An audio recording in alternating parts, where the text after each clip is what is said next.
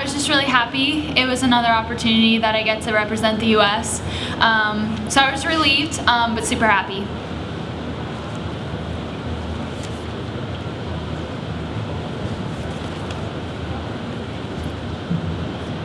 For Caleb, just can you start with how you felt about that race and just starting, your real part of the program so late in the meet? How you feel the start you're off to?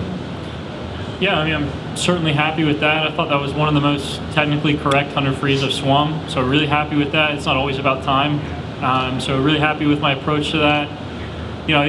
It's parts of this meet that are quite unfortunate. I wish 100 free was a little bit earlier so I could kind of get that weight off the shoulders, but I'm fine with where we're at right now. I'm looking forward to 100 fly tomorrow and then 50 free after that.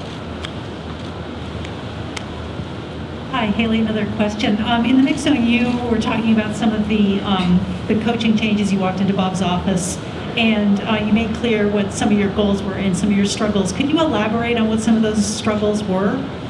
I just had a little too much pressure on my shoulders in the 200 fly. I was carrying a lot of just self-doubt every time I step up on the block, and I made sure that Bob was aware of that when I walked into his office because it's something I wanted to hit head on.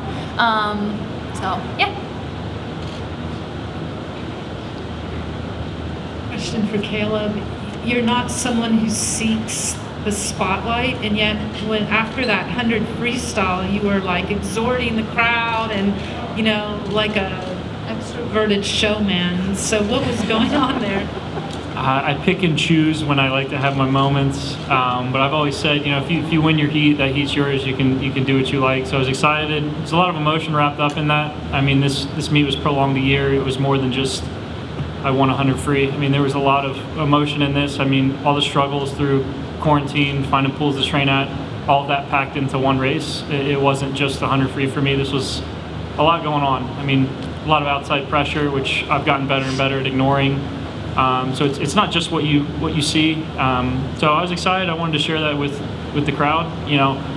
Right now I'm kind of over the spotlight again, but for that moment I wanted to have it, wanted to share that with the people in the stadium, and it was fun. I mean, it was fun celebrating with them. It was a really fun race with these boys. I mean, it was an ecstatic 100 free. I really enjoyed doing that with them. Yes, for Zach. I believe this is your first individual swim at an Olympics or Worlds. I mean, what does that mean to you? You've been like a relay stalwart, but this is the first chance on your own. Yeah, for sure. Coming into the meet, that was definitely on my mind, something that I wanted to do. 5 years ago, I was here and I think I finished mid-30s in the 100, 250 free, all three of them. And I sat at the end of the meet and watched them name the team, and I didn't really like how it felt sitting in the stands and watching the team get paraded around. So that next year, that was my focus, and about 5 months after trials, I changed the lock screen on my phone to say Tokyo 2020. And so it's been a long time coming. It hasn't just been this past year, the past 18 months or anything like that. It's been a long time coming, so I'm really excited. Haley, how much has Reagan Smith improved in the 200 fly over the past couple of years? And was that a fun race tonight to have her go out and set the pace and to reel her in and catch her? Yeah, it's always fun to race Reagan. We get to do it at almost every pro swim. I love to just be able to pace myself with other people. People swim that race so differently, so it's nice to have someone who goes out like Reagan does and then just kind of see what happens in the race. So yeah, it just makes the races fun to have different strategies each time you swim them. All right, this is for Brooks and Blake. So there's so much history around the 4x1 free relay. We all know what happened in 2008 and 2016, and just what does that mean that you're going to be part of it, whether that's in the prelims or in the final? Just what does that mean to be sitting there as Olympians in this historic relay for the U.S.? It's an amazing feeling. It's a huge honor being up here with these guys. I'm just super excited to be a part of this, and how the meet is going so far. I'm really happy with it. Had a great swim tonight. I'm just so excited to be going to Tokyo and with these guys. It's amazing.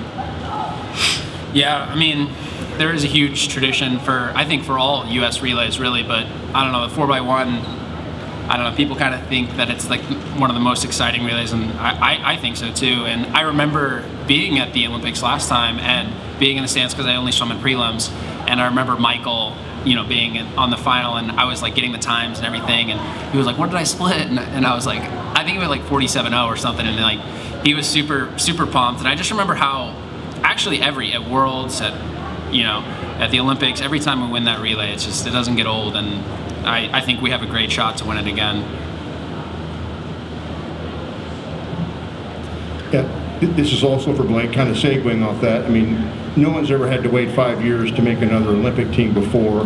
How are you changed since 2016 as a swimmer? Because I think you said that in a way almost like jump-started your elite career.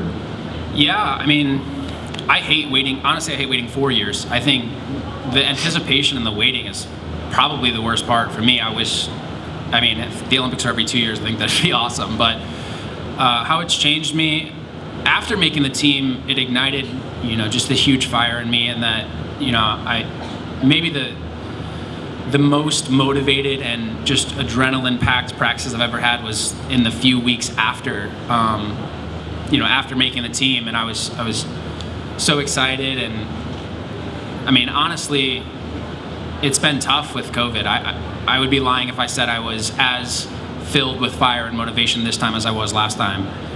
So yeah, it's just been tough, and that's how it's changed me. Hey Haley, can you talk a little bit about your versatility? We talk about it a lot in swimming. You do a lot of different events in a lot of different kinds of meets. How validating was the 400 IM for you in that, and also how much did that play a role training for that event in helping take the pressure off the 200 fly? It helped a lot. When I go to practice every day, there's not just one focus on the 200 fly, which like I said earlier, was something that I talked about right away. So he just made sure that whatever we did, it didn't have to be fly, that I was working hard, and just happened to be the 4 AM was what was put together. So I'm really excited. Did that swim surprise you? No, it didn't. Bob and I had talked about it, and after Mission, going to best time there, I was really shocked there, but I knew what I was doing in practice, and I knew what was possible, so I was hoping to be there, wasn't sure, but I'm glad that it all came together. So Haley, going back to the self-doubt, because I think a lot of people struggle with self-doubt, so what did Bob do, or what did the team do to help you get over that? Can you share some of that with your fans? I think the first part is just the group of girls that I'm training with, not just girls, we train combined. They all just helped me take my mind away from what was going on. We got an extra year to spend together. ASU took a year off of college swimming, so I got to spend every day with them. We were all on the same schedule, so I just was able to spend so much time with them, which I think really helped relieve my mind, because I was just having fun and enjoying it. So yeah.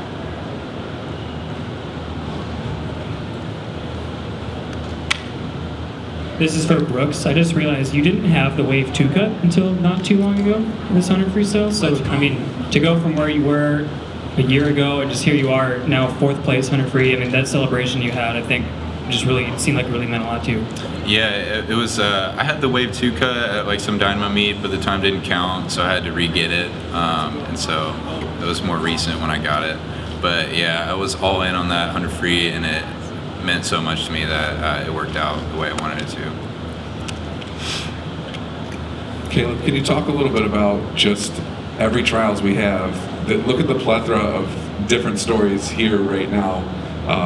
Just what is it like seeing so many different kinds of stories, from unexpecteds to upsets, and finally validation for some people. I mean, there's really no other meet like it. What is that like for you to watch that for other people? Yeah, I mean, this meets where dreams come true, and it's also where dreams come to die. It's a really sad reality. The amount of people I've seen walking down from the deck with tears in their eyes, it is unfortunate. So it's one part of the meet that it sucks. It breaks my heart to see, people you swum on teams with not make a team. But that's also my favorite part about making national teams like this, is seeing the new faces, is seeing these new kids step up. My favorite part about any national team trip I've been on is training camp. So I'm very much looking forward to that, of really becoming Team USA. That's what makes Team USA so special, is whenever we're shipped off to Hawaii, I say like it's a bad thing, whenever we are flying over to Hawaii, that's when we're becoming Team USA. And that's my favorite part about this meet. You have people from different backgrounds, different ages, different club teams all around America, and we're becoming one team. So right now, we might not realize it, but us 4, 5 are teammates right now. So we're gonna grow, we're gonna make that bond even stronger over in Hawaii, and then once we go off to Tokyo, we'll get ready to take care of business as a team.